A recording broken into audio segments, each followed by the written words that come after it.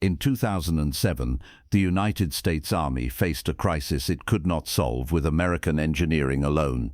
Improvised explosive devices in Iraq and Afghanistan were killing and maiming soldiers at a rate that was becoming politically and militarily unsustainable.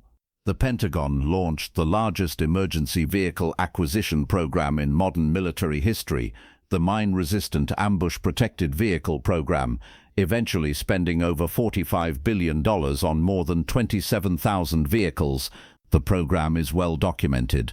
The Max Pro, the Cougar, the Buffalo. What is less well known is that one of the most successful vehicles in that entire American program was not American at all. It was South African, developed a decade earlier, refined through real combat in a war most Americans had never heard of, and purchased by the United States in quantities that made it one of the most numerous mine-protected vehicles in the entire coalition inventory. The vehicle was the RG-31 Nyala. To understand why South Africa had a combat-proven mine-protected vehicle ready for American purchase in 2007, you need to go back to the same source as every other vehicle in this story. The V-hull principle, proven in Rhodesian and South African mine warfare through the 1970s, had produced a generation of vehicles. The Caspier had demonstrated the concept at scale. By the mid-1990s, South African engineers at a company called Romek OMC, later absorbed into BAE Systems Land Systems South Africa, were refining that proven geometry into a smaller, more tactically flexible vehicle suited to the patrol and reconnaissance role rather than the larger troop-carrying role the Caspier filled. The RG-31 emerged from this refinement process in 1996. It used a V-shaped monocoque hull derived directly from the accumulated South African mine protection data, mounted on a chassis based on the Mamba, itself a Caspier lineage vehicle. The RG-31 was smaller than the Caspar, carrying 10 personnel rather than 12, but it incorporated 2 decades of accumulated knowledge about exactly how V-hull geometry needed to be shaped, exactly what ground clearance was required, and exactly how the crew compartment needed to be isolated from the blast to maximize survival probability.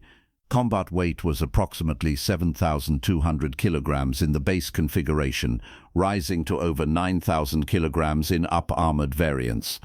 Power came from a Mercedes-Benz or Cummins diesel, depending on variant, producing between 215 and 235 horsepower. The vehicle could travel at up to 100 kilometers per hour and had a range exceeding 700 kilometers. The hull provided protection against 7.62mm armor-piercing rounds, and the V-shaped underbody was rated to defeat anti-tank mines containing up to 7 kilograms of TNT equivalent, a specification derived directly from decades of testing against the TM-46 and similar Soviet pattern mines that had driven the entire South African mine protection research program. South Africa's first export customers for the RG-31 were exactly the nations you would expect from a vehicle with this pedigree. The United Nations purchased RG-31s for peacekeeping operations in mine-contaminated regions across Africa. The vehicle's reputation in UN service was excellent. Then came a development that would define the RG-31's place in military history. The United States Marine Corps, and later the United States Army, facing escalating IED casualties in Iraq from 2003 onward, began searching urgently for mine-protected vehicles that could be fielded faster than any American design could be developed from scratch. The RG-31 was already in production. It was already combat tested. It already had a manufacturing relationship with American defense contractor BAE Systems, which had acquired the South African design and manufacturing rights. The path to American procurement was faster than developing a new vehicle domestically. The U.S. military's first major RG-31 purchases began in 2005, initially for explosive ordnance disposal teams who needed maximum protection while operating closest to the threat. The vehicles performed so well in this specialized role that procurement expanded rapidly. When the MRAP program formally launched in 2007, the RG-31 was already a proven quantity, and BAE Systems' American-South African manufacturing arrangement allowed production to scale faster than competing designs, still working through development and testing. By the end of the MRAP program, the United States had procured more than 2,000 RG-31 Nyala vehicles, alongside similar numbers of the larger Cougar-based Max Pro and Buffalo variants. The RG-31 became the primary mine-protected vehicle for American explosive ordnance disposal units, military police, and numerous infantry and combat engineer formations operating in the most heavily mined regions of Afghanistan. American soldiers who had never heard the word Rhodesia or studied the history of Southern African mine warfare were riding daily in vehicles whose fundamental design philosophy had been proven in the bush wars of a previous generation, refined through thousands of recorded mine strikes that American engineers could study as a complete dataset rather than having to generate through their own combat losses. The combat record in American service was extensive. RG-31s in Afghanistan survived hundreds of documented IED strikes. The specific geometry that had been refined through South African testing against TM-46 mines proved equally effective against the pressure plate and command-detonated improvised devices that Taliban forces deployed across Helmand, Kandahar and Uruzgan provinces. American after-action reports, when declassified portions became available, consistently noted occupant survival rates in RG-31 mine strikes that matched or exceeded those of larger and more expensive American-designed MRAP variants, despite the RG-31 being smaller, lighter, and significantly less expensive per unit. One specific advantage became apparent through operational use. The RG-31's smaller size and lighter weight, while offering somewhat reduced protection against the largest improvised devices compared to vehicles like the Buffalo, gave it superior mobility on the narrow roads, irrigation canal crossings, and village tracks that characterized rural Afghan terrain. Larger MRAP variants frequently could not negotiate routes that the RG-31 handled without difficulty. In a war where route flexibility often determined whether a patrol could avoid a known IED threat by taking an alternate path, the RG-31's mobility advantage translated directly into additional protection through avoidance rather than survival alone. Canadian forces in Afghanistan independently reached the same conclusion South Africa had reached decades earlier, and the United States would later confirm. Canada operated RG-31s extensively in Kandahar province from 2006 onward, finding the vehicle's combination of protection and mobility ideally suited to the demanding terrain and intense IED threat of that specific operational area.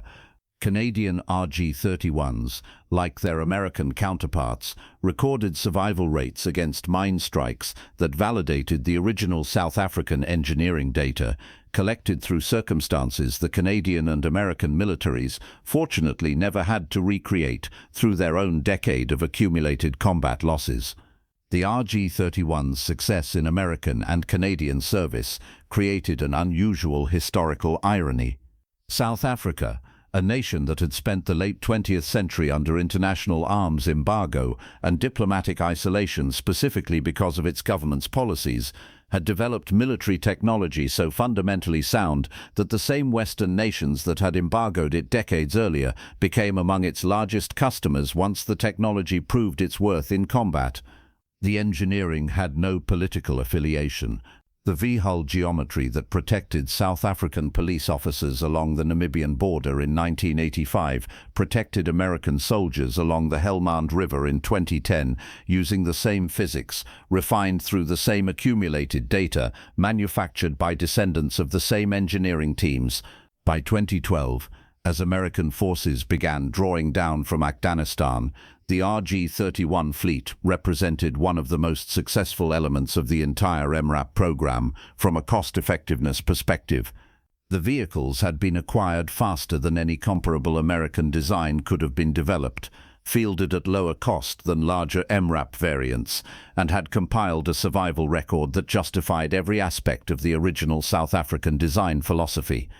Surplus RG-31s from American and Canadian inventories were subsequently transferred to Allied nations and law enforcement agencies, extending the vehicle's operational life well beyond the conflicts that had driven its mass procurement. The RG-31 Nyala represents something distinct from the other vehicles in this series. It is not a vehicle whose creator nation used it directly in a war that defined its reputation. It is a vehicle whose reputation was built almost entirely in the service of nations that did not design it, fighting wars its original engineers never anticipated, validating South African mine protection research through hundreds of incidents in a country 8,000 kilometers from where that research began. The Bushmaster carries the Caspia's geometry into Ukraine. The Max Pro carries it into the American MRAP fleet. But the RG-31 carries it most directly, a vehicle built by the direct corporate and engineering descendants of the teams that solved the V-hull problem in the 1970s, purchased by the world's most powerful military specifically because that military recognized it could not develop anything better in the time available, and operated by American and Canadian soldiers who will mostly never know that the vehicle keeping them alive traces its lineage to a war fought under a flag that no longer exists. On a continent 8,000 kilometers from where they were fighting, solving a problem that South African engineers had already solved before most of those soldiers were born.